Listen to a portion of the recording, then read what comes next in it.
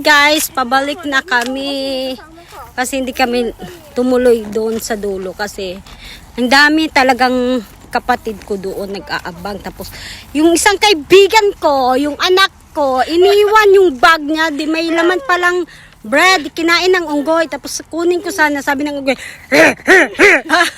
yung kapatid ko nagalit. Anak, bilisan mo dyan. Ayan, nagagalit na sila guys. Ayan. Mga babae. Ayan. Ito. Ayan, mga Pinayan guys. Babalik kami.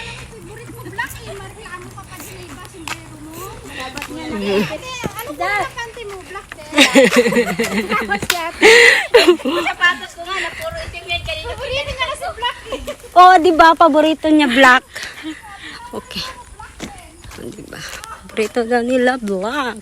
So, yung panty nila black din. So, ganyan sila guys. Hi anak. Busy sa jowa.